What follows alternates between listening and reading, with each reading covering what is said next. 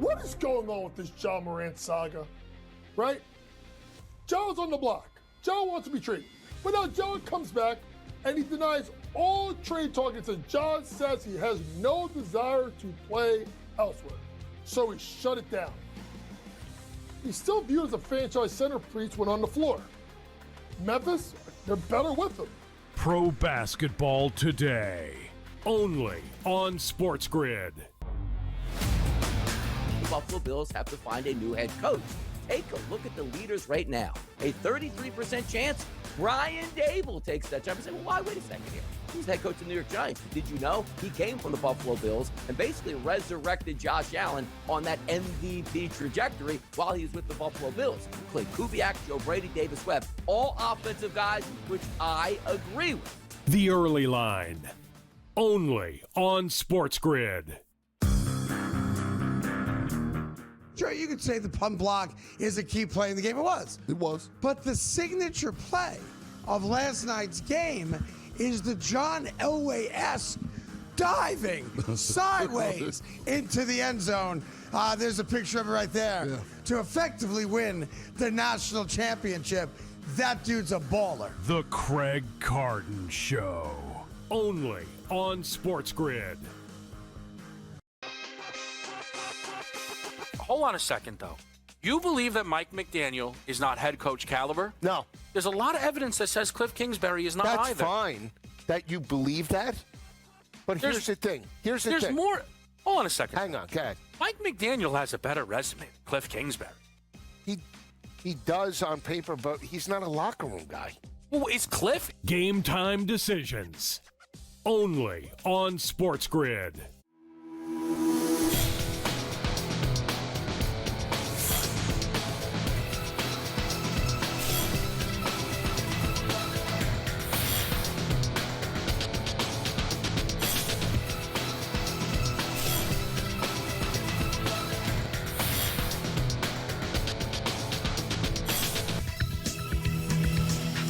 Good afternoon. Welcome to NewsWire here on SportsGrid. I'm Craig Mish. As we creep closer to the AFC and NFC Championship game, we'll have plenty of preview on today's show. Our buddy Joe Lisi, of course, who you catch every weekend here on SportsGrid, is going to give us some predictions on the game. We'll also check in on the very latest with Tom Vecchio, who covers National Football League action and some baseball odds as well. He will join us. Also, great to have Max Goodman back here on the show, covering the New York Mets. Lots of off-season hot stove news happening with the Mets just in the last 24, 48 hours.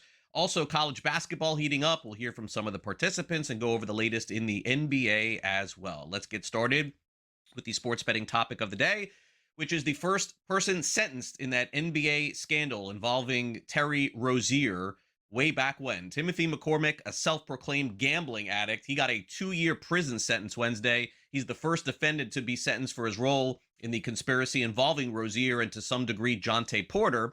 Federal judge in Brooklyn handed down the sentence to McCormick. He defrauded sports betting platforms by using non-public information to place bets. Naturally, this is frowned upon, and to the point where you're going to get a prison sentence. No one else has been sentenced yet, with this investigation still ongoing. In baseball last night, the New York Mets have had a peculiar offseason, but it's looking better and better by the day. Just 24 hours after acquiring Luis Robert to play center field for them for the foreseeable future, they also made a trade yesterday with the Milwaukee Brewers that gives them a front-end starter. They end up getting Freddie Peralta, one of the aces or ace of the Brewers, depending on how you look at it, giving up a couple of prospects in return, including Brandon Sprout, very young, nice, up-and-coming prospect for the Mets. Of course, a lot of discourse back and forth from Mets fans, Brewers fans. Some people think they gave up too much. Some people think they gave up too little.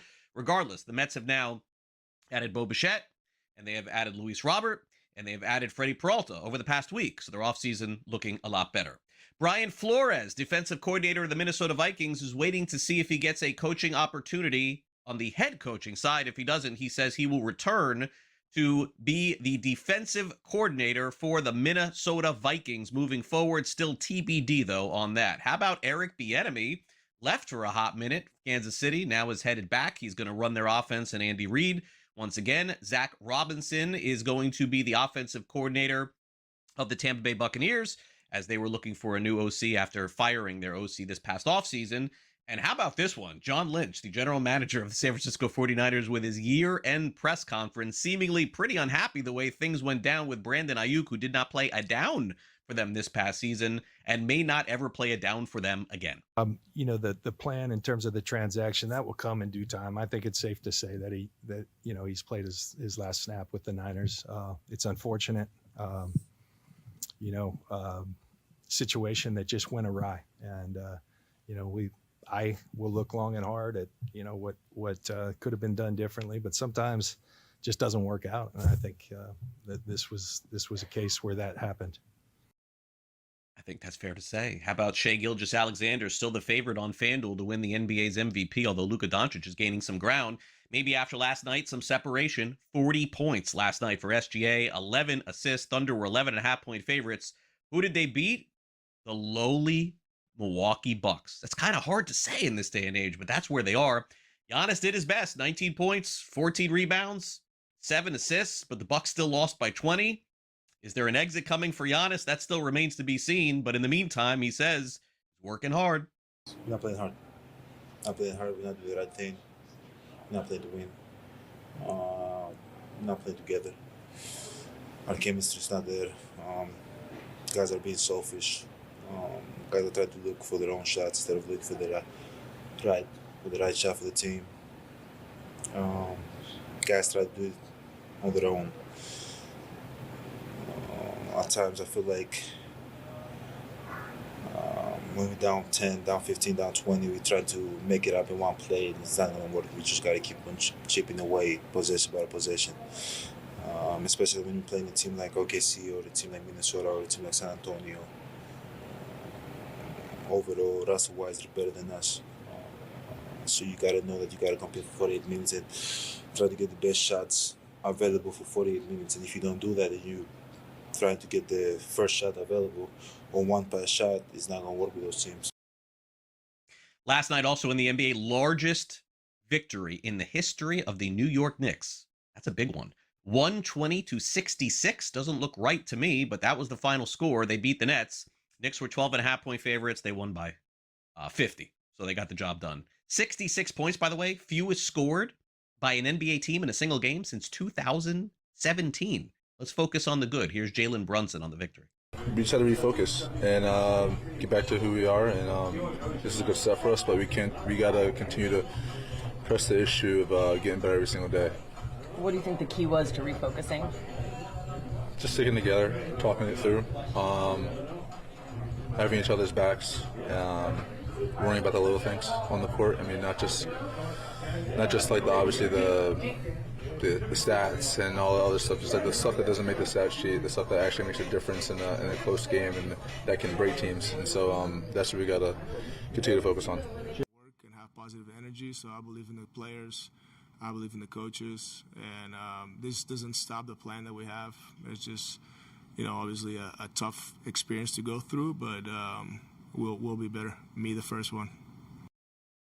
Only one way to go. That's up for Brooklyn after last night. Jaylen Brown, 30 points, 10 rebounds. As Boston beats the Indiana Pacers and covers the 10.5-point spread, 119-104. Boston headed toward the playoffs. Indiana now 10-35 without Tyrese Halliburton this season. Joe Mazzulla never seemingly very happy after a win, but did have some positivity for his team. To the point that we always talk about, tomorrow in film. We shouldn't know whether we won or lost because we can clean up a bunch of stuff, and there'll be 10, 15 possessions that we know we can get better at. And I think when you can say, hey, these are the things that we have to get better at, here are the things that we will, it gives you chances to kind of win games in different ways. And so I think it's a credit to the guys on their mentality, being able to impact the game in different ways. Like tonight, Nimi had 5 blocks. So he did a great job protecting the rim for us. I think his growth defensively is helping us get better. So we just have to keep it in that, Tomorrow in film, we shouldn't know what the result was. We should get better at those possessions. They had made more threes percentage-wise. And, we had some opportunities that didn't go in, and it just kind of piled on in a couple of stretches. But second half was much better, and the guys stuck with it, got it down to 9 at one time, and so there are some positives. but we're trying to win the game. So. Cavs win 94-87 over the Hornets. They cover the 3.5 points. By the way, how about this stat? LaMelo Ball for the Hornets, 0 for 10. 3-point shooting yesterday. Again, like Brooklyn, only one way to go, up. Speaking of up, Arizona, still the number 1 team in the country, won easily last night. Keep blowing everybody out. Last night, Cincinnati took it. 77-51. Wildcats 13.5-point favorites. 19-0 on the season. Looking for 20 later this week. Here's Tommy Lloyd on a team that appears to be unstoppable so far.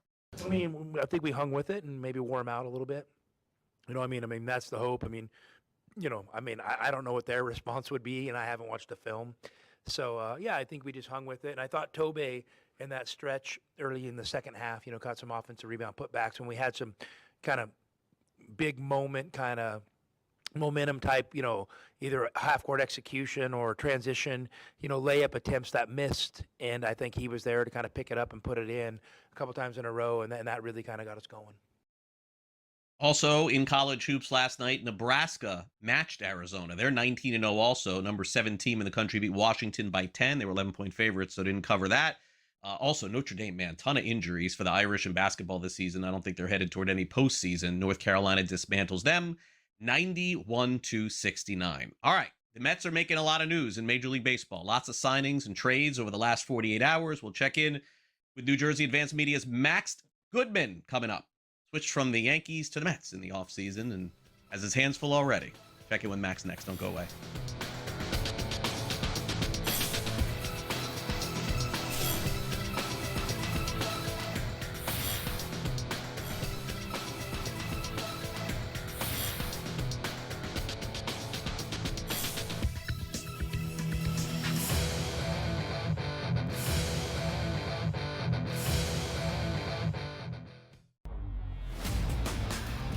Memphis is shopping John Morant. Yeah, no kidding. They should have shopped him 2 years ago and got rid of him. The problem is, where does he go? Like, what team is going to sit there and deal with a dude who, A, has not been healthy or reliable both on the court or off the court? Like, who's trading for John Morant here, Coach?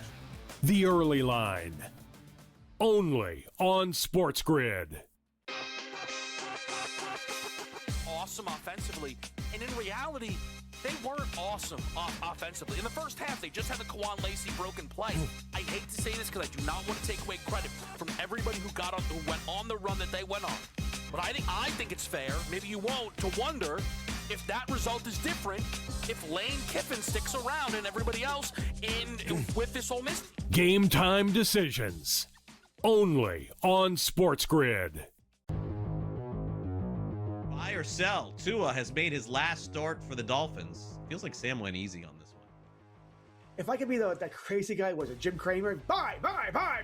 Yeah, there's no way he's playing for the Dolphins again. After he said that statement, there was no way in hell anyway. But once again, new coach, new GM. I don't know how they're going to do the cap hit. It's massive. Fantasy Sports Today. Only on SportsGrid. I'll tell you what, guys. The insider scam is like the best insider scam in the business of, like, in the history of television. They don't know anything until their phone gets the text message in which the deal is done, right? We saw this with Quinn Hughes. We were told, he wants to play with his brothers. Now they're saying that he wanted to be traded to Detroit. In other words, just say you don't know. In-game live, only on SportsGrid.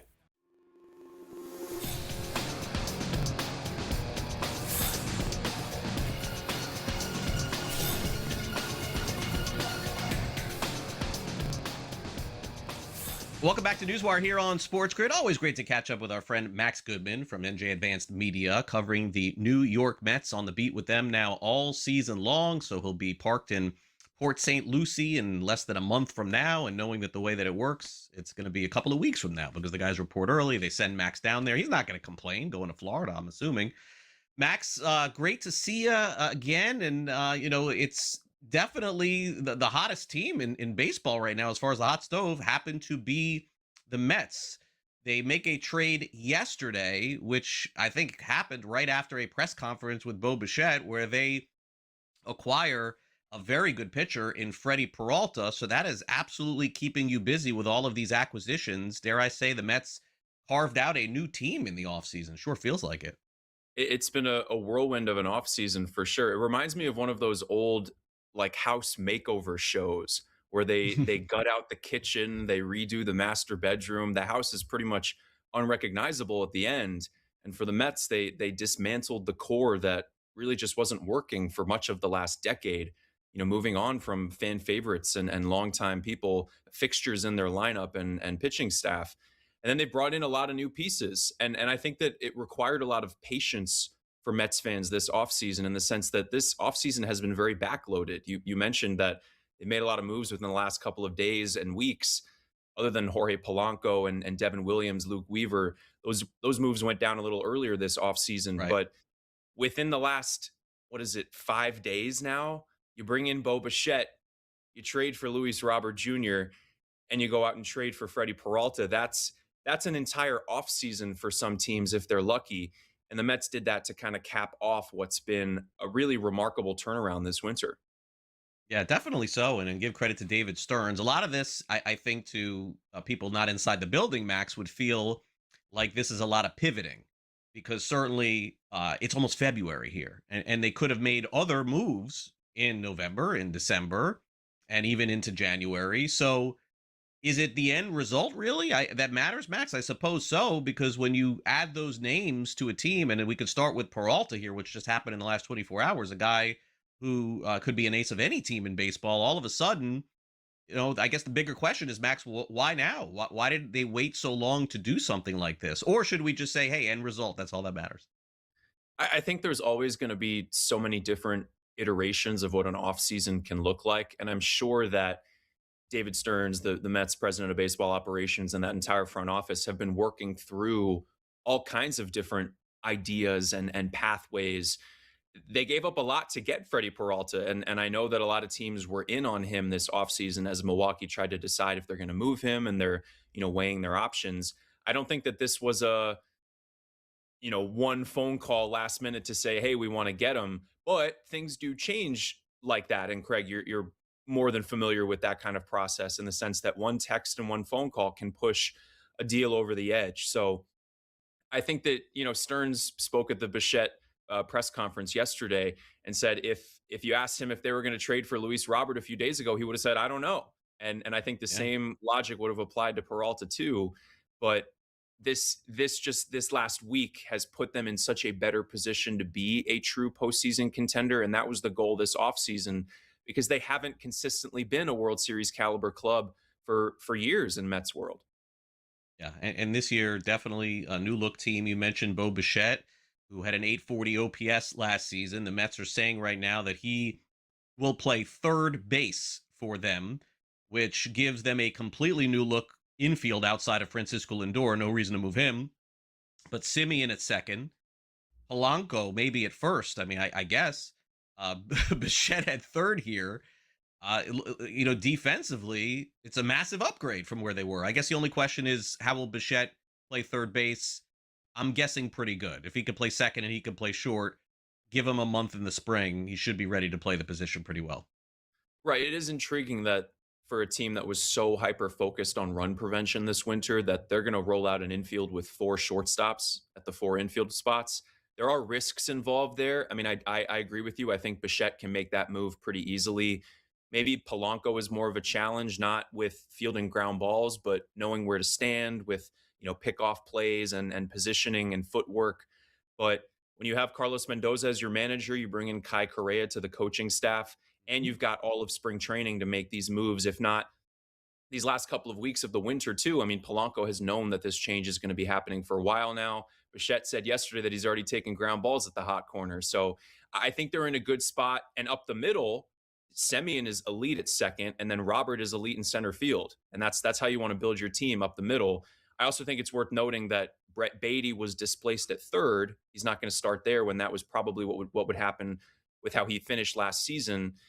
They're going to kind of use him, it seems, in more of a Jeff McNeil type of utility role, where he could start in left. He could also mix in at first. So I do think that he's going to get a lot of playing time this year too. Yeah, and look, they also could move him and do a prospect for prospect kind of deal because they just traded a couple of prospects in the trade last night. They traded Luis Angel Acuna and Truman Pauly to the White Sox for Luis Robert Jr. And I think that's maybe the most polarizing deal of them all, Max, because they're betting on a player that just really hasn't been all that good over the last couple of years. So they're, I guess, making the assumption that we're going to see the guy from 2020, 21, as opposed to the last couple of years who has been stuck in a pretty rough losing situation. That's what I'm guessing. Well, you see the numbers right there. 2023, he was one of the best players in the American League. And that talent, those tools, they haven't disappeared.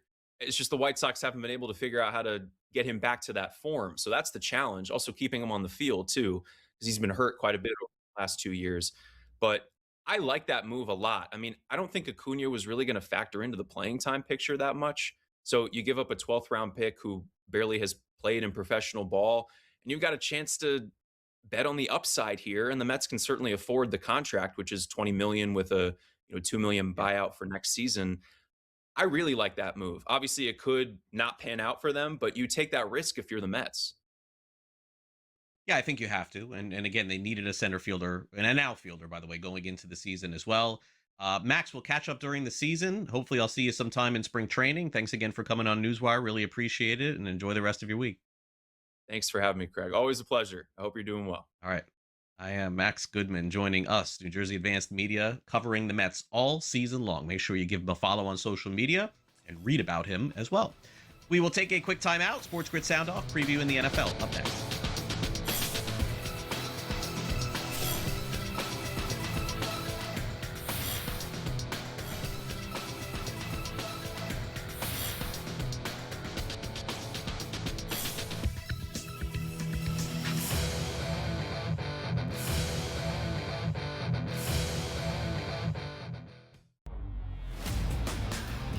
Memphis is shopping John Morant. Yeah, no kidding. They should have shopped him 2 years ago and got rid of him. The problem is, where does he go? Like, what team is going to sit there and deal with a dude who, A, has not been healthy or reliable both on the court or off the court? Like, who's trading for John Morant here, Coach?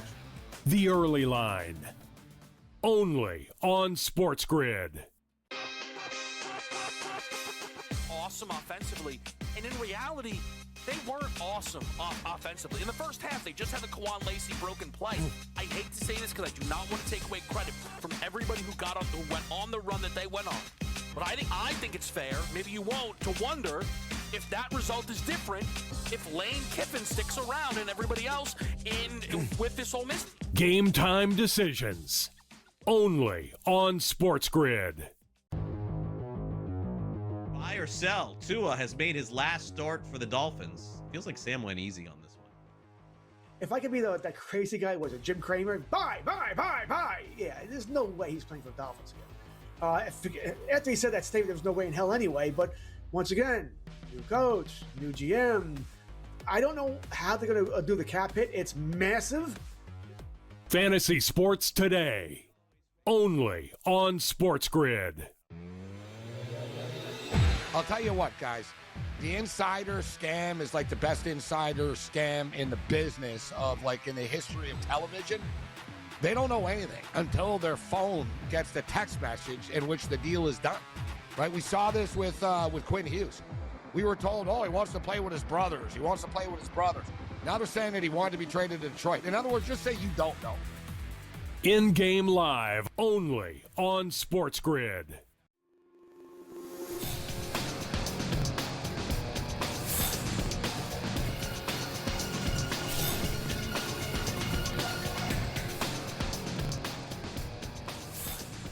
Welcome back to NewsWire here on SportsGrid. Can't wait till these games start in the AFC and NFC Championship. Still got to wait a few days before them. Let's get a preview, and today it's the AFC Championship that we have on deck. We'll hear from all the participants, Denver Broncos, New England Patriots, in this edition of the SportsGrid Sound Off.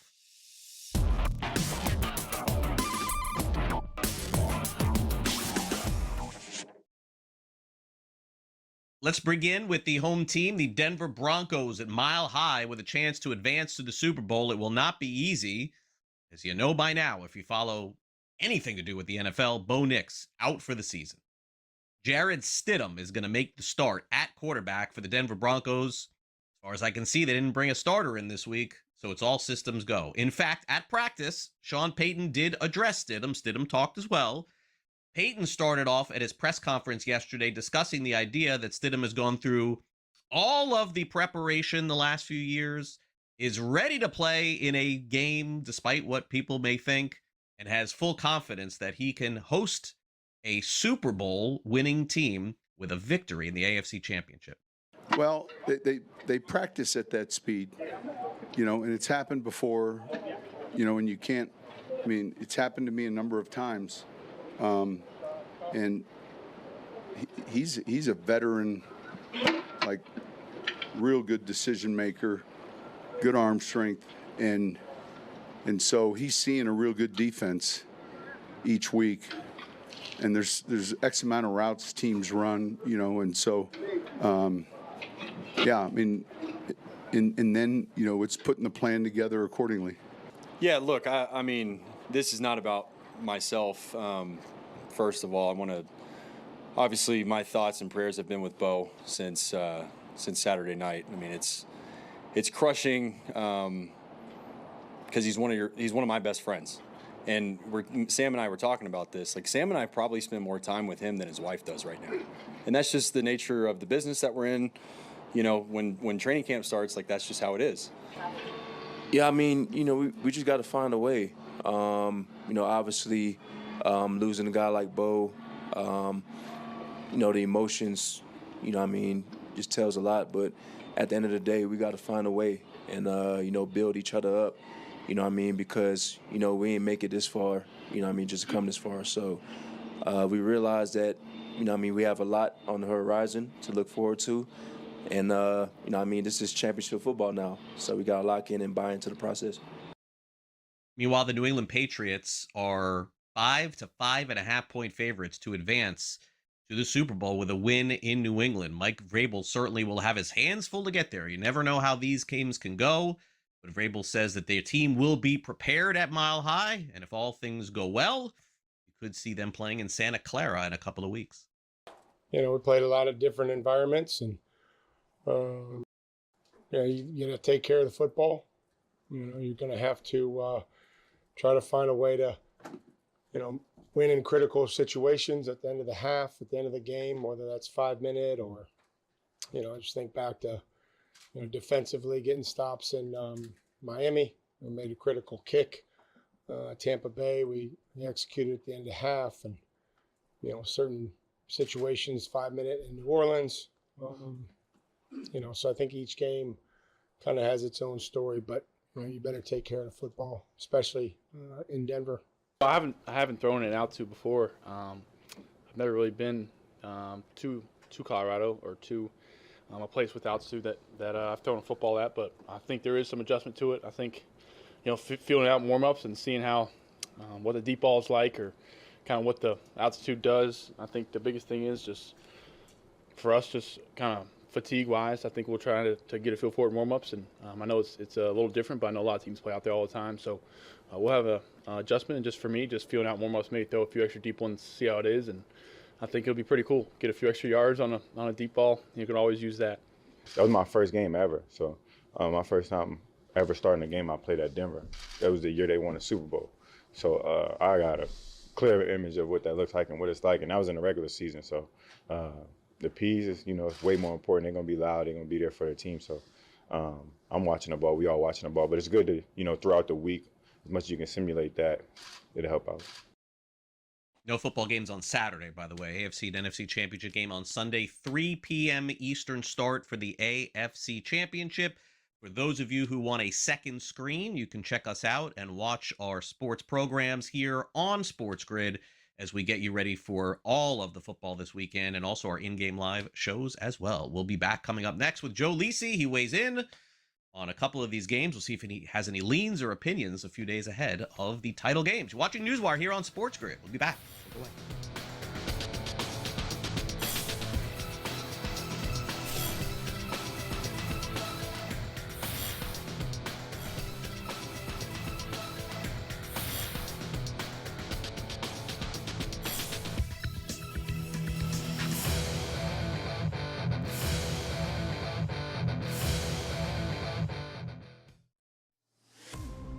what is going on with this John Morant saga, right?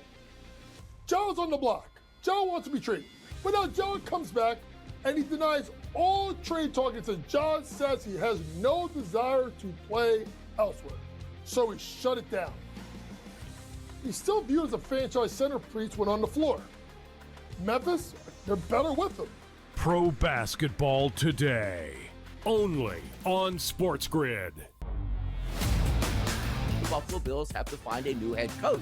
Take a look at the leaders right now. A 33% chance Brian Dable takes that job. You say, well, why? Wait a second here. He's head coach of the New York Giants. Did you know he came from the Buffalo Bills and basically resurrected Josh Allen on that MVP trajectory while he was with the Buffalo Bills? Clint Kubiak, Joe Brady, Davis Webb, all offensive guys, which I agree with. The Early Line, only on SportsGrid. Sure, you could say the punt block is a key play in the game. It was. It was. But the signature play of last night's game is the John Elway-esque diving sideways into the end zone. There's a picture of it right there. To effectively win the national championship. That dude's a baller. The Craig Carden Show, only on SportsGrid. Hold on a second, though. You believe that Mike McDaniel is not head coach caliber? No. There's a lot of evidence that says Cliff Kingsbury is not That's either. That's fine that you believe that. But here's the thing. There's more. Hold on a second. Hang on. Go ahead. Mike McDaniel has a better resume than Cliff Kingsbury. He does on paper, but he's not a locker room guy. Well, is Cliff? Game time decisions, only on SportsGrid.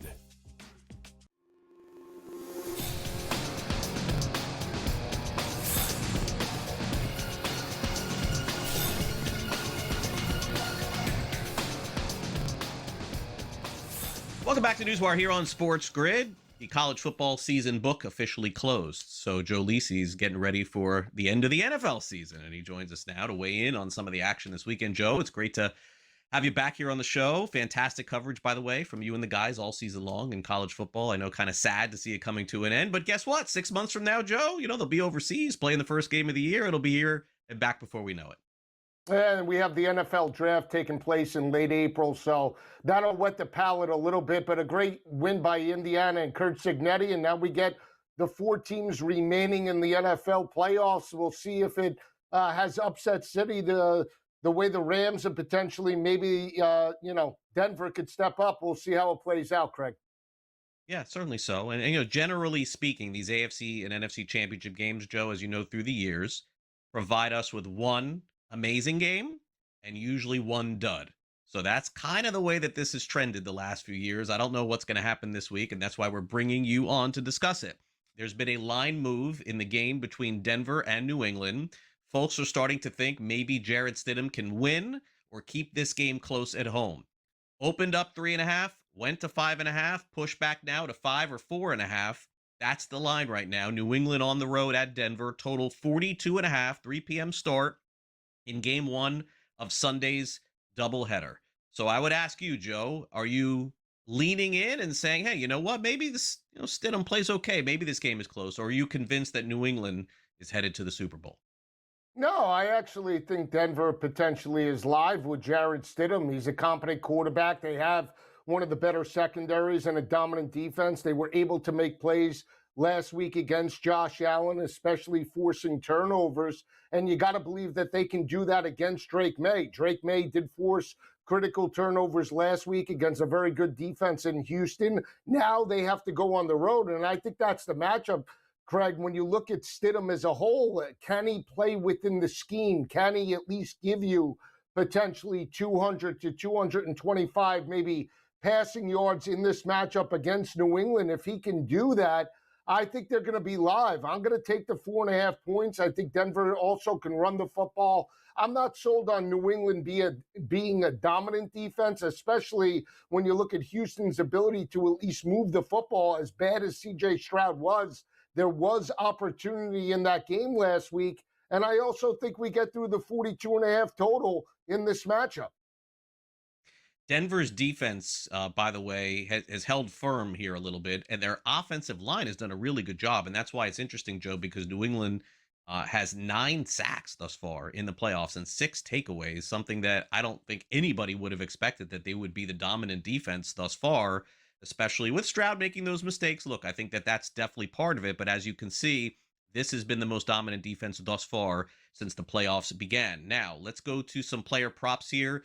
Joe, Stidham with the Raiders did throw for 300 yards. He's had some big games with Denver too, but FanDuel has set this under 200 for the game. In fact, 196.5 is his player prop. Drake Mays, by the way, is 226.5 as well. A lot of options this week. We know what happens when the games start getting thin, Joe. Everyone starts running to the props. Are you doing the same this week? You like either of these? Yeah, I'm going to take Stidham. I believe that both of those quarterbacks, May and Stidham, could go through their total. Here's the thing, Craig. I don't believe that Sean Payton takes a more conservative approach with a veteran backup in this matchup. I think if they look to run the football with R.J. Harvey and that rushing attack, they become one-dimensional and they don't utilize those weapons that they do have potentially to challenge that New England defense over the top. So I do like Stidham to get through the 196.5. I also think that Drake May as well potentially could get through his total as well. It wouldn't shock me if both guys get anywhere near 2.25 to 250 in this matchup. Wide receivers, there's been one in particular that shot up on FanDuel from last week to this week. That's Kayshon Boutte. His went from about 20 to 38.5 going into this week. That's the biggest mover here. At receiver, you have Sutton, Diggs, Henry, Ingram, Boutte, Stevenson, Hooper. If I go through them all, we won't have time to go through the next game, Joe. So I'll leave this one to you. You like anyone in particular this week to catch more or less than those numbers? Yeah, I'm going to go with the tight end for Denver. I'm going to go with Evan Ingram over 19.5, and I'm going to go with Hunter Henry, 43.5. We saw Dalton Kincaid and Knox have success against the Denver defense. Expect the same on the road in this matchup, Craig. And one more from this game, anytime touchdowns. Let's take a look at those. FanDuel Sportsbook, again, posting Ramondre Stevenson as the favorite, followed by R.J. Harvey. Travion Henderson, Joe, at plus 195. This probably would have been shorter. He's not playing as much as he was earlier in the season. I guess relying on Stevenson some more. Henry, Diggs, May, and then Jaleel McLaughlin, who's certainly getting some run here as well for Denver, especially in that first half. Denver was giving the ball to everybody except R.J. Harvey. Yeah, I expect Travion Henderson to have a bigger role. He's more of a change of pace back as opposed to Ramondre Stevenson, not as fast as Travion Henderson. So I like Henderson at the plus money. I also like Hunter Henry, but I do believe Jaleel McLaughlin could be an X factor outside of R.J. Harvey in the rushing attack. Like him plus 250 for an anytime touchdown. Let's set you up, Joe, with the Sunday night affair. Could be the better game of the two, depending on how you feel about the time that they played on Thursday night. Top 5 game in the NFL this season, if not top 3. I mean, it was a fantastic game between these two teams with the Rams and Seahawks. A crazy comeback in that game. Odds makers are telling us it's an even game. The teams are even, minus 2.5 at home in a championship game. That tells you all you need to know. Total 46.5 in this game. Boy, Seattle has been playing the best football of anyone for a couple of months. But if the Rams turn it on, Joe, that could change things. Rams, by the way, Joe, I think fair to say, probably playing their worst football, honestly, in a month or two. They really haven't played all that well. No, they haven't, and I think they're going to need to run the football a little bit more consistently the way they did in week number 1 against Carolina. I don't think that they can, just step up and have Matt Stafford chuck it 45 times in this matchup. I understand that Seattle dominated San Francisco, but that was a depleted San Francisco offense. I think they get challenged by the Rams in this matchup. I do like Stafford plus the points. I think they win the game outright, but I do think we blow through this total. Let's not forget, they had 70-plus points the last time these two teams played in prime time. I don't think the game plan changes in any capacity. If you're Sean McVay and you're making your 3rd straight road appearance, you want to actually dictate the tempo and put the game on Sam Darnold, especially without Zach Charbonnet in that offense. I think it's the Rams to dictate the tempo. Give me Stafford and give me the over. Plus 2.5, that would be the number, an even money line bet there from Joe with the Rams. Let's take a look, Luke. We're going to move forward here to player receiving yards because, Joe, I do want to focus on this one. In order for the Rams to win, I think Puka Nakua's number, Joe, has got to be higher than this 91.5 that I'm seeing here. I would tell you this. Finally, Joe, for the first time, it felt like in months, some team decided we're not going to let this guy catch the ball. I know the Rams won last week, but that was the deal. I was wondering, Joe, like, how does this guy get 14, 15 targets and 12 catches, 100 yards every game? They shut him down, and the Bears were really close to winning that game. Nakua, 91.5. Jackson Smith and Jigba, 89.5. And then everybody else below 50. But certainly Nakua's got to be the guy if they're going to win this game. If this goes in the 50s, I don't think the Rams pull out a win. No, I think when you look at Puka, I like his receptions total, especially how they utilize him, Craig, on bubble screens. They like to get him outside the tackles, even as an extension of the rushing attack. But I think when you look at the passing receiving totals, it's got to be Devontae Adams. He was targeted in the second half of that matchup. I like him to potentially get a red zone opportunity, anytime touchdown. That is the go-to target for Matt Stafford. I think 49.5 is a little bit light. Keep an eye out for Terrence Ferguson as well. He's the third tight end outside of Parkinson and Higbee. Red zone opportunities for him in this matchup. And I think the forgotten man for Seattle has to be Rashid Shaheed, right? I mean, he's utilized in kickoff returns. They don't get him involved enough in the passing attack in this matchup with a Super Bowl on the line. I expect him to potentially break out in this game. Adams plus 125 anytime touchdown on FanDuel, in case you're wondering. Joe, have fun this weekend. Thanks again for making some time on the show. Have a good week. Anytime, Craig. Dan Wallace up next.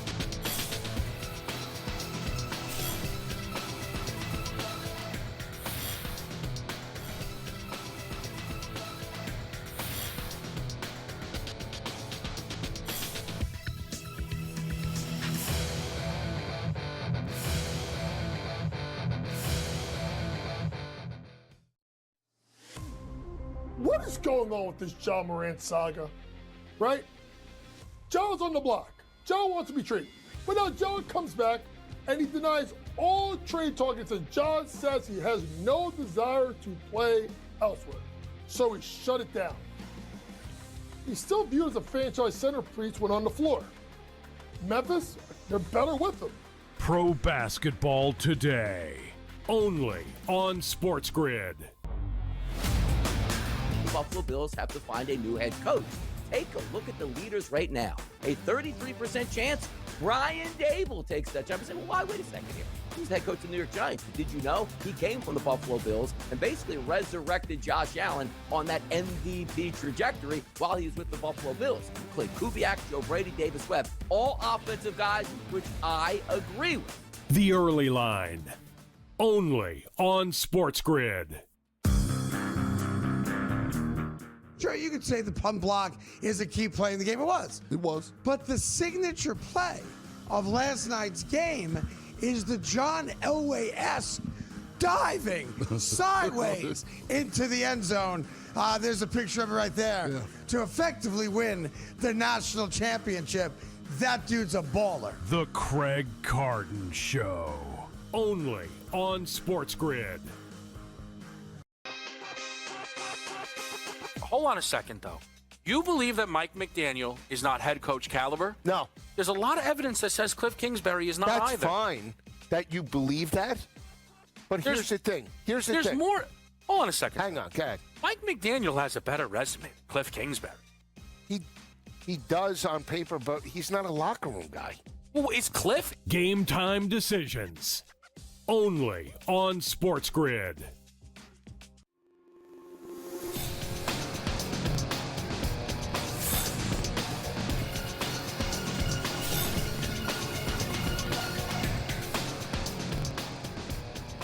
Always great to catch up with Dan Wallach covering this latest on prediction markets. That's part of Dan's operation here. By the way, you could listen to their great podcast, Dan Wallach and Dan Lust on Conduct Detrimental, which I'm sure is breaking this all down constantly. It was the big story, Dan, these prediction markets of 2025. And here we are in 2026. We're right there as well. Great to catch up with you. Let's start off with the story that you're covering even currently as we speak here. And I know there's news too. You can tell us more about it. It does appear that Massachusetts wants Kalshi and these prediction markets out, and this is a big state to take that leap here.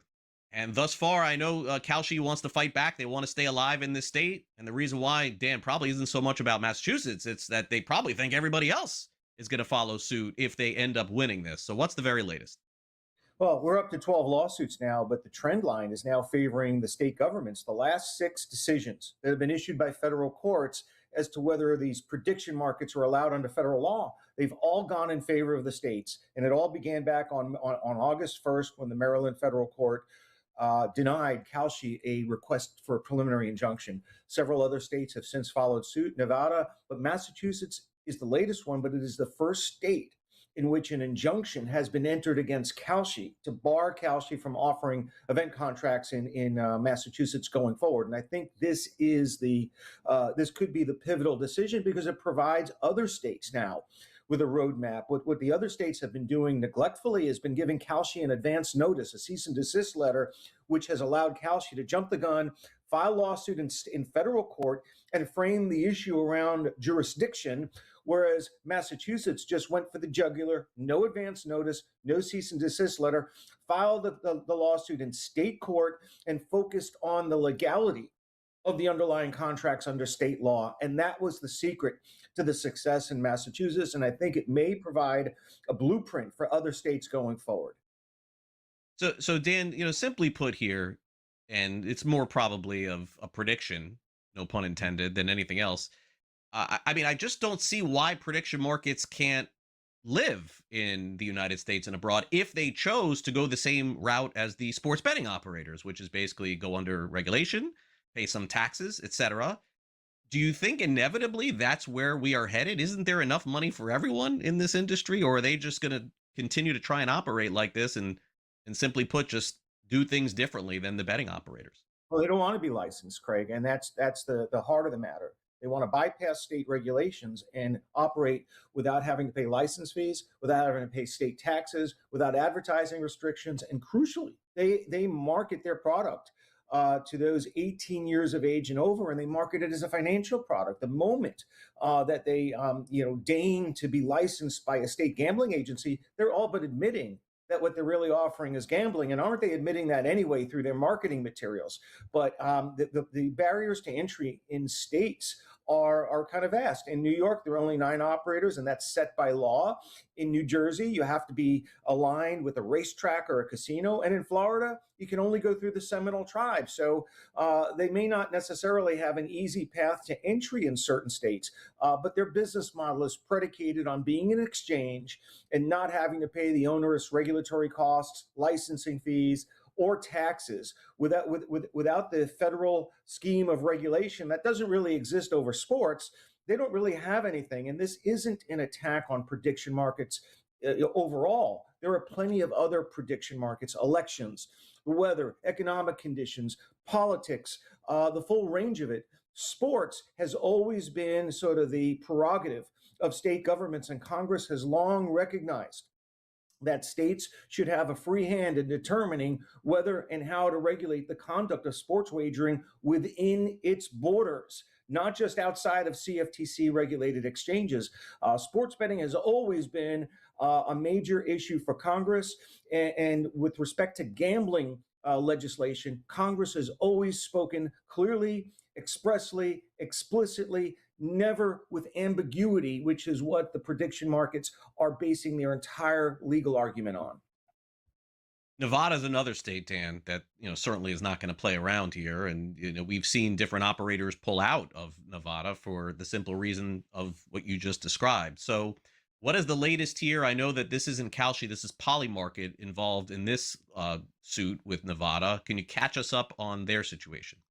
Yeah, Polymarket just entered the sports prediction market space. They had a little bit of a delayed launch. They went live recently. And the reason why Nevada was the sort of the first jurisdiction to go after Polymarket is that Nevada has the tailwind of a favorable court ruling in its favor. The Nevada Federal District Court, over a span of 2 months in October and November, issued 3 rulings against Crypto.com, against Kalshi, and against Robinhood, declaring that federal law does not displace state sports laws. And with those trio of rulings, Nevada had a clear path to sue Polymarket directly in state court to seek the same kind of relief, a preliminary injunction and a TRO to force them out of Nevada that Massachusetts has just obtained in the Commonwealth against Kalshi. So you're going to see more of these quick strike lawsuits by states like Nevada and Massachusetts and surrounding states, which can benefit from some of these favorable court rulings. And the big battleground going forward is the Ninth Circuit U.S. Court of Appeals. There are 4 appeals involving those 3 Nevada cases and the California tribes. And the battle right now is over whether Kalshi and these other companies can get a stay to permit them to continue to operate in Nevada. If the Ninth Circuit denies the stay, Nevada will become the second state that Kalshi will have to exit, and it could start a feeding frenzy from some of the other states within the Ninth Circuit, such as California, where the tribes are influential, Arizona, Oregon, and Washington State. So the Ninth Circuit decision, not just on the appeal, but on the imminent ruling on a motion for a stay pending appeal, that will determine how quickly Kalshi may have to exit as many as 4 or 5 states within the Ninth Circuit. So 2026 could be a big year for some of the state governments if the decisions keep going in the state's favor, as the last 6 have. Dan, we'll catch you on the podcast, Conduct Detrimental. We always appreciate you making appearances with us. And we would say don't be a stranger to this show, because you do a fantastic job breaking it all down for us. Thanks again for coming on. I'll see you soon. My pleasure. Thank you very much for having me back on, Craig. It's always a pleasure to be the emeritus legal analyst. Definitely so. Dan has been with us on this show since the beginning. And Conduct Detrimental is the name of the great podcast he and Dan Lust do. We'll be right back. Don't go away.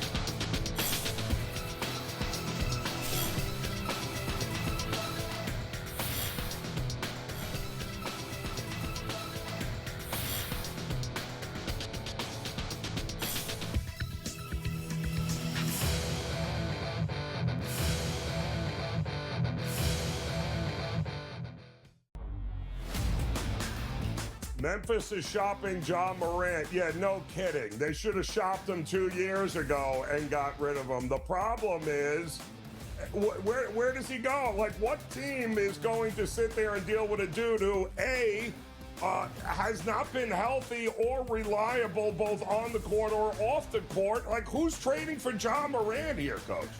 The Early Line. Only on SportsGrid.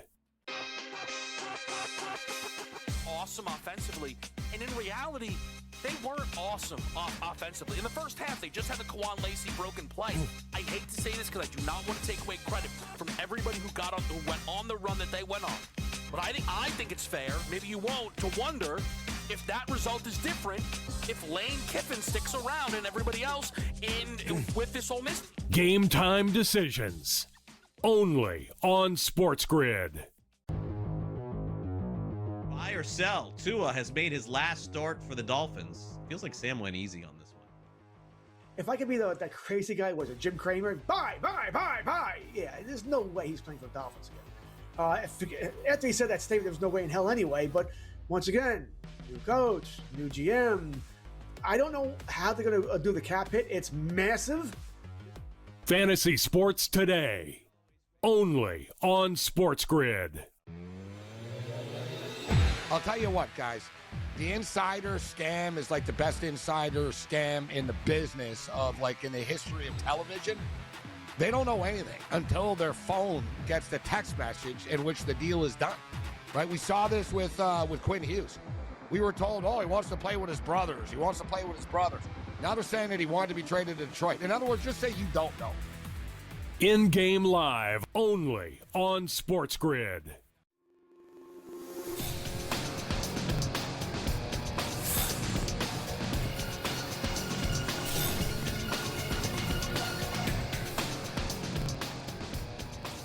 Welcome back to NewsWire here on SportsGrid. I'm Craig Mish. A couple of quick notes here before we get to our latest interview from the G2E in October. 8 games on the NBA slate tonight, so it should be a fun night of National Basketball Association action. You can catch all of that tonight on In-Game Live and get previews on game time decisions. But also worth noting tonight, at the Australian Open, the #1 overall player in the world, Carlos Alcaraz, will be center stage tonight, taking on... Let me see here. Let me get the name right here. I should have checked before. taking on Moutete, Moutete. He's ranked 37th in the world. We'll see what kind of matchup we have there, but he's back on the court tonight at the Australian Open. Australian Open will be coming to a close the next 10 days. All right, now let's get back to the G2E and check in with Brady Cannon. He sits down with Eric Nyman. He's the strategic advisor of Fennica Gaming and involved in online sports wagering and also iGaming as well. For those of you unfamiliar with it, this could be a very intriguing interview to you, and you can learn something as well here on NewsWire. Here's Brady. Welcome in, everybody. Brady Cannon with SportsGrid here live on the floor at the Venetian Expo Center for G2E, the Global Gaming Expo in 2025. We've got a great show ahead for you. Stick around. I think you'll enjoy. Tell us a little bit about your background as well. Where did you come from to, be appointed to such an honorable role? Yeah. Thanks, Brady. So, my background has been in the online gaming space. I'm European, but I lived the last 10 years in the United States, and I've been launching 2 businesses in the States over this 10-year period. The first one being Net Entertainment. That's one of the leading online slots providers in the world. So I served 10 years at that company, first expanding their business from Scandinavia to the rest of Europe, and then 5 years later moved over to the States and set up their business, starting with New Jersey, moving on to Pennsylvania and other states. 5 years ago I joined Every Matrix, which is the one of the largest turnkey providers in the industry, sports betting, casino, and kind of the same journey, bringing their business to the US. So I recently left in end of June. My mission there was accomplished, and kind of a nice segue into what I'm doing now is that the fact that also Every Matrix has been a strategic partner to the National Lottery of Finland with various businesses sourcing games and other things. So that is my background, basically business development, bringing new businesses into what is now the largest gambling market in the world online, Canada, United States. So that is my background, Brady. Very cool. Does Fennica Gaming have some games here on the floor at G2E? So we actually don't have a stand this year. We're early on in our journey. Like I said, it's a methodical approach. We spent, or the company spent, quite some time to look at how our games would fit into the market. What kind of adaptations should we do? What kind of new games should we do? So we are setting that roadmap now, and it's also licensing procedures. And so I would say it's a little bit early for us to have a stand, but most likely next year it will make sense for us to do that, as we do for ICE in Europe and in other places. Yeah, it makes all the sense in the world. I want to ask you, Eric, Fennica, what have you, all the inner workings of what you do, are they developing just the hard land-based slot machine, or are they also involved in online gaming? Yeah, it's a good question, because Fennica, they do the land-based content, or land-based games, the cabinet and all of that for the Finnish market. So I don't know how many thousand VLTs they run currently, but those games has also been translated into online over this 15 years. So long history of developing content, both for land-based and online. All right, well, very good. I imagine we'll see some stuff in the near future from Fennica Gaming. Yes, I believe so. All right, he is Eric Nyman, a strategic advisor to the board of directors for Fennica Gaming. Thank you so much for joining us here today. Thank you very much, Brady. It's been a pleasure.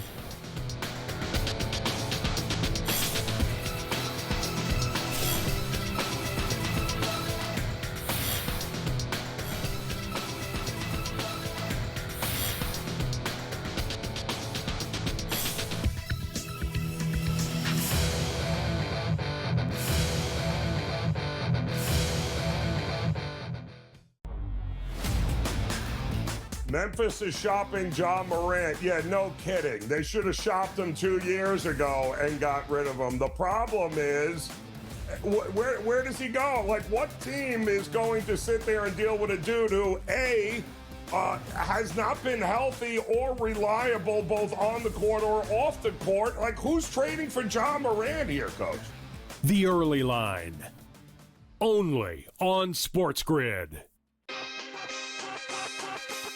Awesome offensively, and in reality, they weren't awesome offensively. In the first half, they just had the Kawhi Lacey broken play.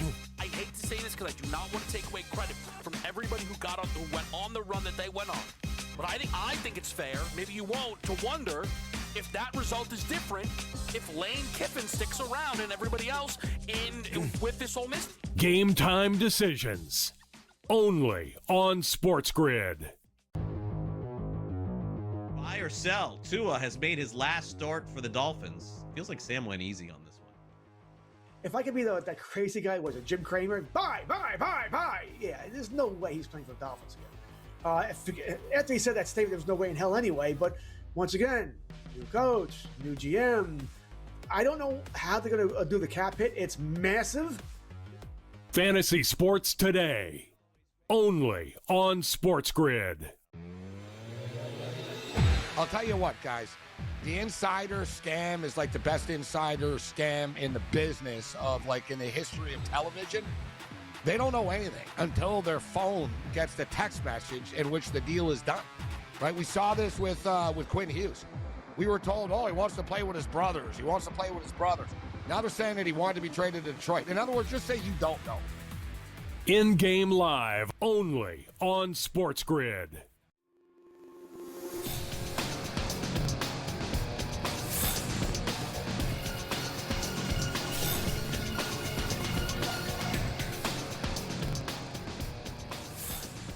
Welcome back to NewsWire here on SportsGrid as we have some time to spend with Tom Vecchio here. Of course, he's getting ready for the big games coming up this weekend in the National Football League and certainly some positions to be made.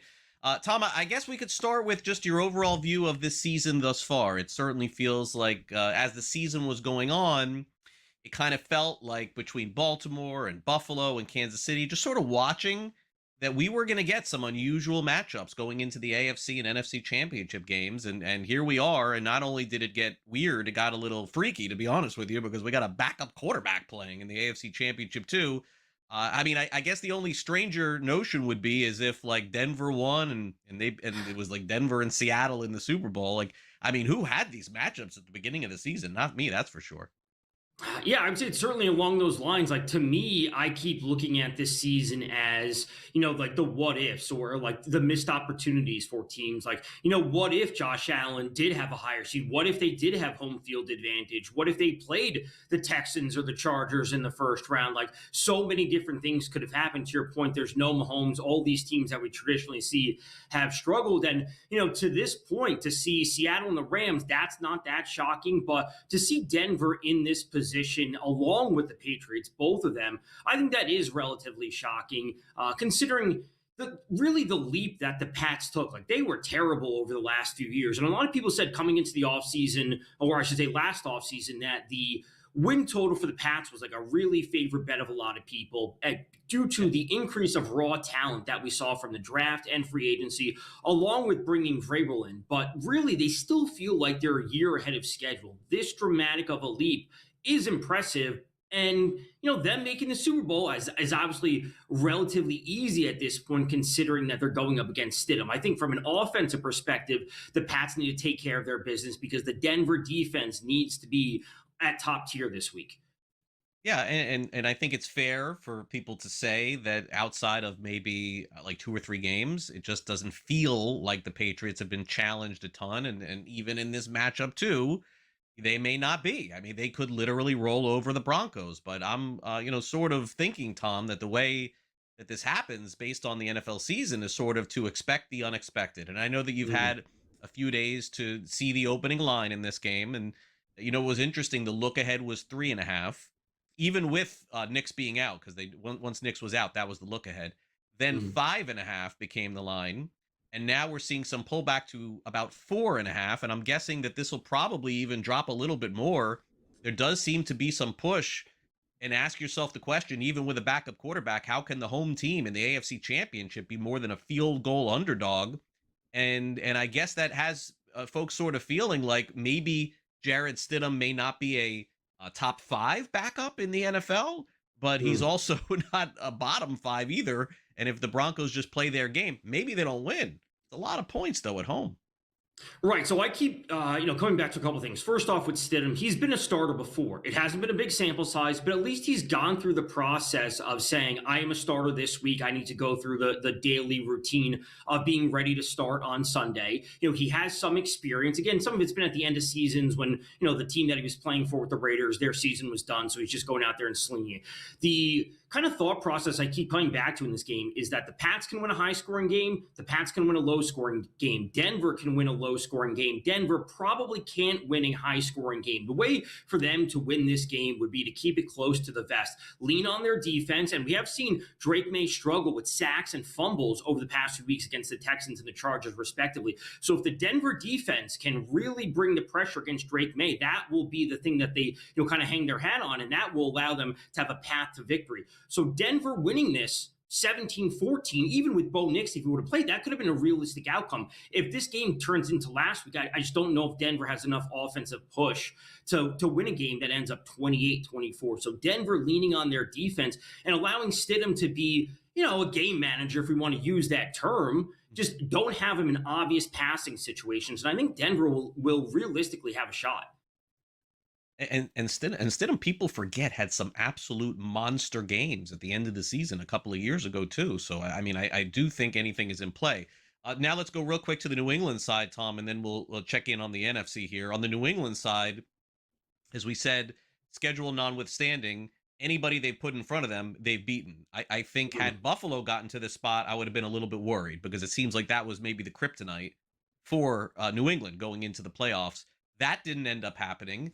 And if the Patriots do advance and beat Denver, they're favored to do so, sort of incredible franchise and story to take this very short rebuild, which you wouldn't even call it that at this point, because rebuilds take a lot longer than this usually, to be right back in this position.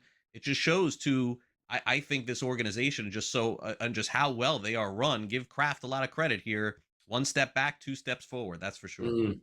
Yeah, that's certainly the way that I'm looking at it, where they made a lot of good draft picks. They, again, brought in a lot of free agency. They spent a ton of money in this past free agency, both offense and defense. And, the way I phrase it, and I have been really for Drake May and this entire season, is like, they don't have a true superstar on offense. Like, Diggs is on, the back nine of his career, if we want to call it that, but they have a lot of really good options, and Drake May elevates those options. So on a game in and game out basis, Hunter Henry last week didn't do a whole lot of anything. 1 catch for 5 yards or whatever it was, but Diggs stepped up. Kayshon Boutte stepped up. They have the duo in the backfield with Stevenson and Henderson. So they have so many good pieces that they can just lean on 3 or 4 of them on a game in and game out basis.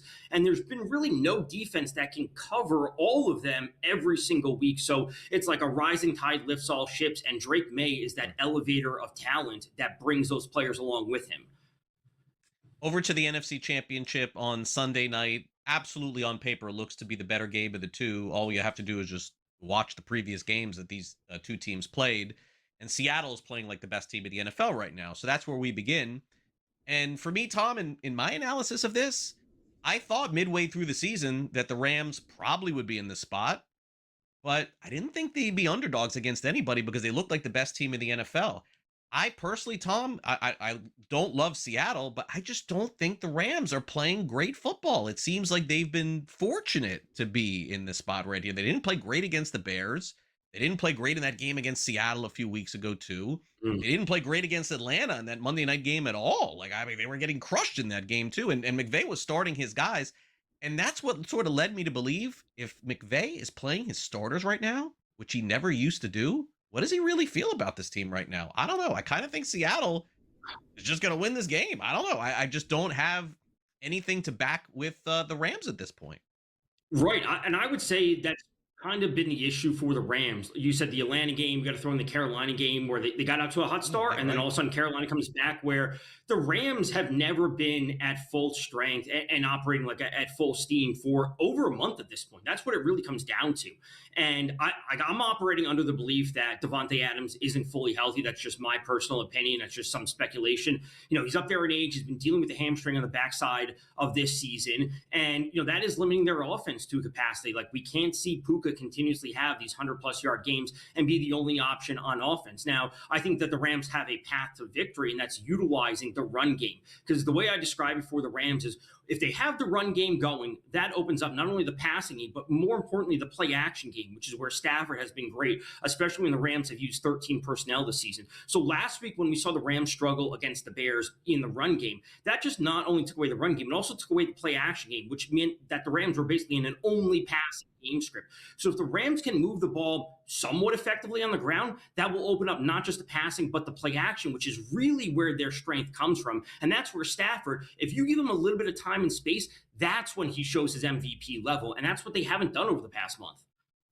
Yeah, and the environment as good as any for Seattle, playing in that building on Sunday night. I would expect that to be an incredible scene going into that game at Lumen Field as well. All right, so Tom is going to stick around. We're going to hit on some baseball hot stove topics because we've got some changes in the National League. In fact, the New York Mets have decided to wake up from their offseason slumber and sign guys and trade for guys as well, and it's put them in the position, believe it or not, to be favorites on FanDuel in the NL East. We're going to talk to Tom about that and a whole lot more. You're watching NewsWire here on SportsGrid, and we'll be right back. Don't go away.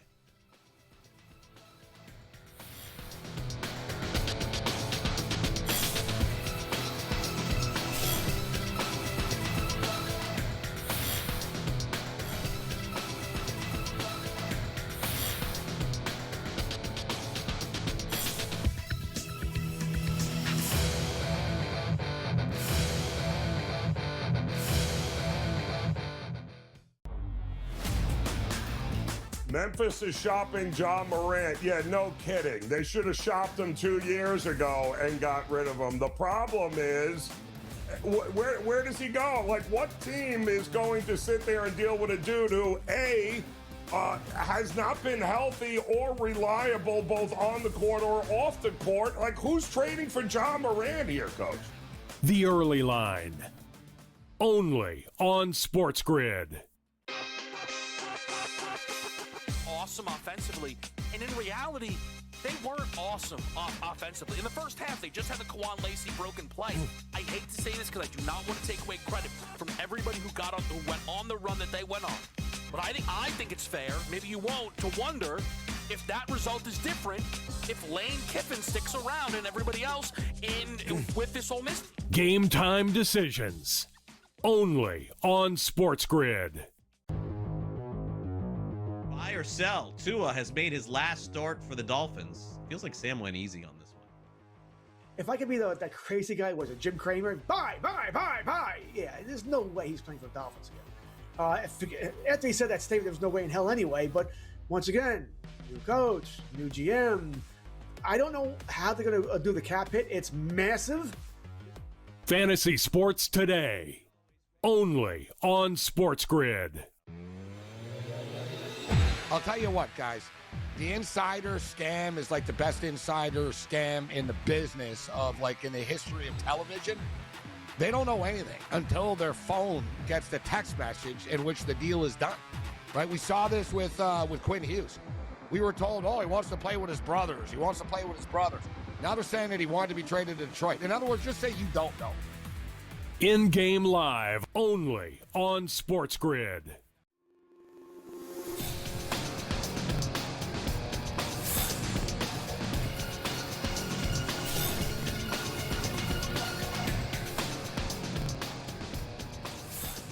And welcome back to NewsWire here on SportsGrid. Tom Vecchio back with us, and I'm sure in just a couple of weeks, Tom's focus will be a lot on Major League Baseball here as we wrap up the NFL season with the AFC and NFC Championship, the week off, the Super Bowl, and then that's it. Pitchers and catchers report, spring training time, and then baseball right around the corner. NBA, of course, going on as well as college basketball. For me, though, it's baseball.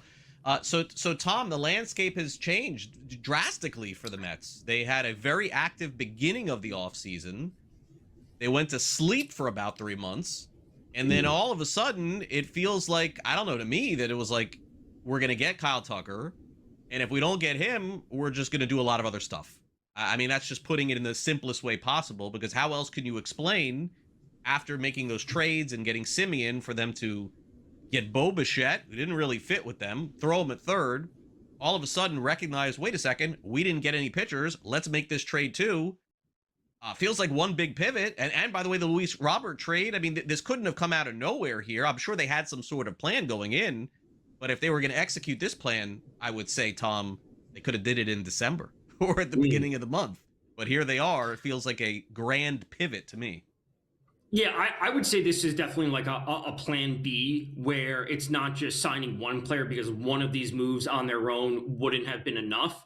And they need to put them all together. So the fact that they were able to get all three done, essentially the signing and then the two trades, that is a big step for them. You know, I still look at it as it's a very tough road ahead for them. In their own division, we can make the argument that they're not the best team, or they're tied for the best team when it's all said and done, which obviously puts them a step behind things, that they could be going into the playoffs and not having home field advantage. And then also a part of me, like, I hate to phrase it this way, is like, they make these moves, but it's like, to what end? Because we already know that you're trying to win the division just to have home field, just to still need to play the Dodgers when it's all said and done. So great moves for the Mets. Like, in a bubble, these are all beneficial moves to their roster. They are factually better today than they were yesterday or last week, but it's still like a big mountain to climb, essentially. Yeah, definitely so. And going through some of the names, you know, Bo Bichette now at third, Lindor is the familiar name at short, Marcus Simeon is the big ad to put him at second, and Jorge Polanco, they signed him as well to play first base once Pete Alonso left as well. So that's the new look infield to go along with the trade that they made with Freddie Peralta, and to add Luis Robert. They also got Luke Weaver earlier in the offseason, and right away signed Devin Williams. So we thought that that would be a very active offseason for the Mets. It turned out to be. They just waited until the very end. So before we look at the odds, Tom, which move of the Mets do you think FanDuel recognized to put them as favorites now in the division? Because naturally they were not there a week ago. Now they are. So which of the moves do you think made them the favorite? I would say it's not the Robert move. It might be the Bichette move, just because of the stability that he brings to the lineup. And it's really just being able to insulate Lindor and Soto just a little bit more. Like, it's not the Simeon move. The Peralta move, you know, I know he's been up there in terms of Cy Young voting, and some of his numbers last year were absolutely fantastic. But if you give me a top three, or maybe not exactly top three, of Lindor, Bichette, Soto, like, that is something that can put up runs every single night. And if some of their young players step up a little bit more, if Alvarez behind the plate stays healthy, like, that is a dangerous, dangerous lineup. It can really compete with any other lineup in the NL. The pitching is still the issue for them. So getting Freddie Peralta is a huge move, but I still think it's Bichette. Mets right now plus 165 over on FanDuel, followed by the Braves at plus 175. The Phillies, who you thought may have been the favorite, are 2-1. They, of course, struck out on Bichette.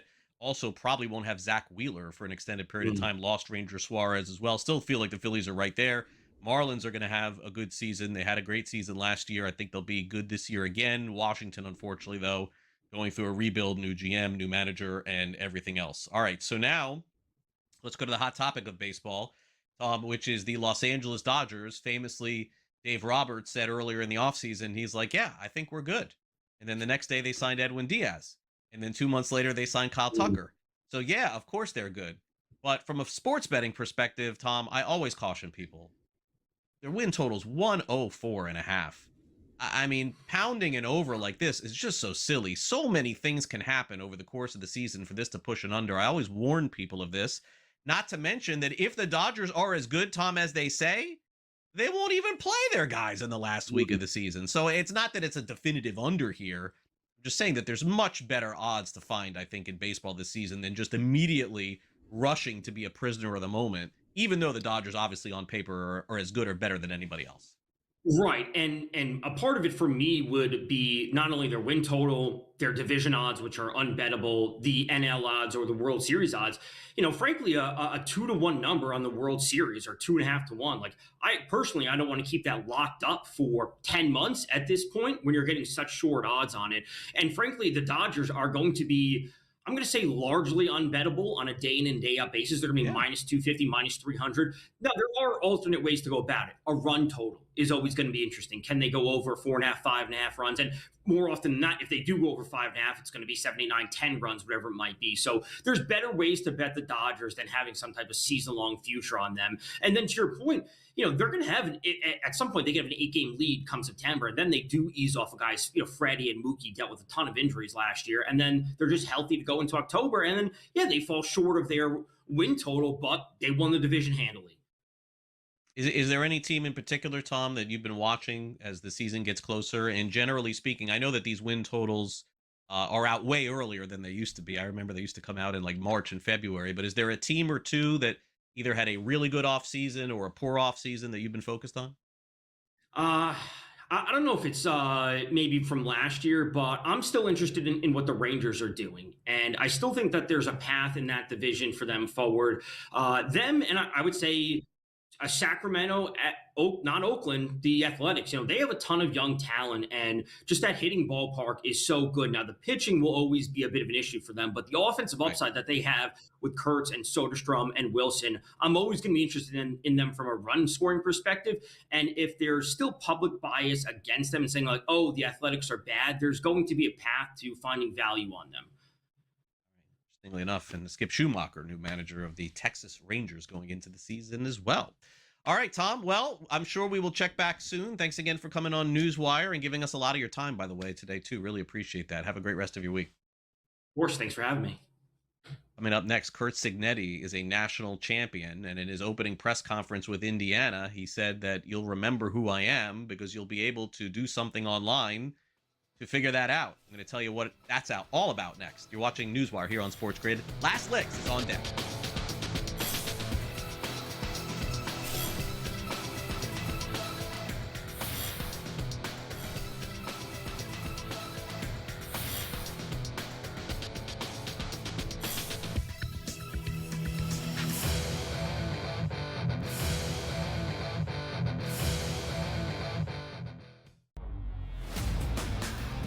Memphis is shopping John Morant. Yeah, no kidding. They should have shopped him 2 years ago and got rid of him. The problem is, where does he go? Like, what team is going to sit there and deal with a dude who, A, has not been healthy or reliable both on the court or off the court? Like, who's trading for John Morant here, Coach?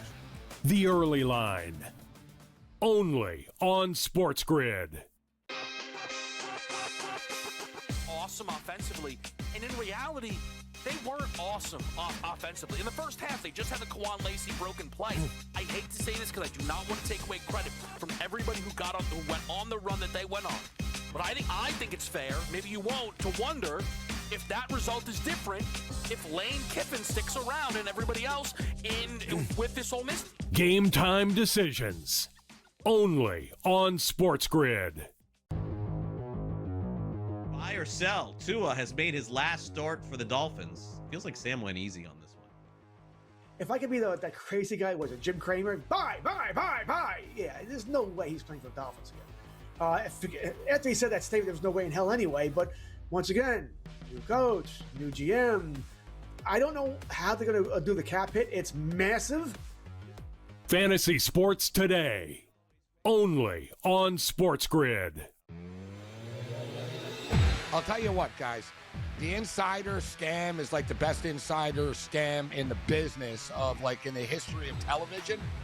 They don't know anything until their phone gets the text message in which the deal is done, right? We saw this with Quinn Hughes. We were told, he wants to play with his brothers.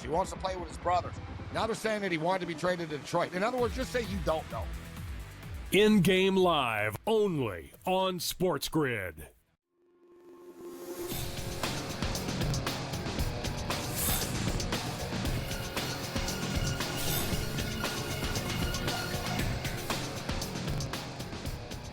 Welcome back to NewsWire here on SportsGrid. Curt Cignetti is a national champion, but he told you he was going to be kind of a couple of years ago. Interesting situation, by the way, going on in the NIL world and the transfer portal. We'll get to that as well. Let's do some last licks, folks, and wrap up this edition of the show.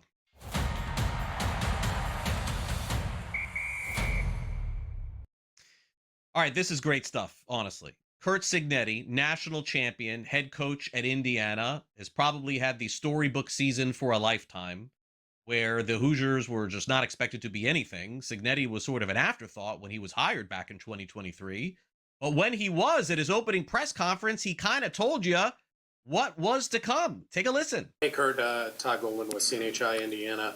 When it comes to that culture you were just talking about, meshing the recruits you're getting and some of the guys you kept, where does that process start? I mean, what do you mean? I don't get the question. Well, when you recruit them, how do you sell your vision of your culture?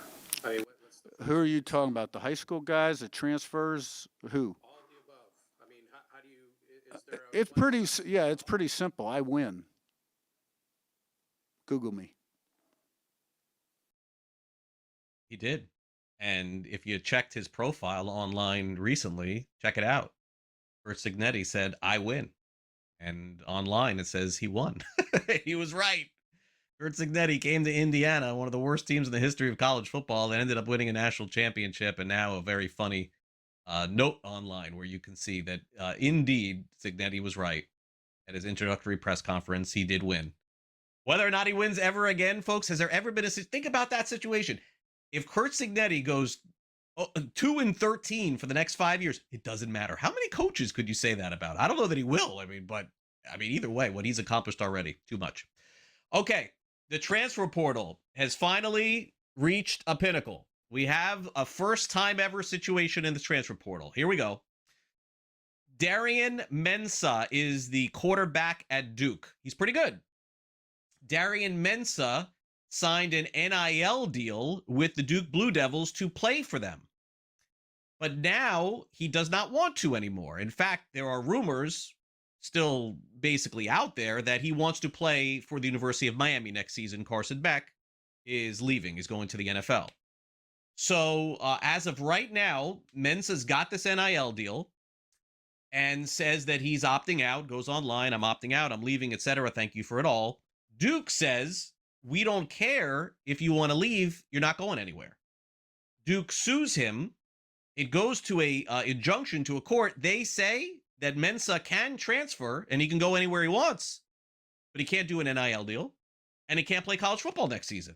Wow. Okay. So this is a brand new situation in football. How is this going to work out? Now, I think from Duke's perspective, it may not be as much about them caring if he plays for them at all next year. It's just about keeping your word. You signed a deal. So this is a groundbreaking one in the history of college football. We'll see what ends up happening. My sense is that Mensah's going to have to either give the money back. I'm guessing, because otherwise he's not going to be able to play at the University of Miami or anywhere else next year. In the past, remember, you had to sit out a year in college football. That doesn't exist anymore. So stay tuned here because Mensah's good, okay? This isn't like, getting Arch Manning or anything like that, but he's a good quarterback and he could succeed in a system like Miami. They're just coming off a championship.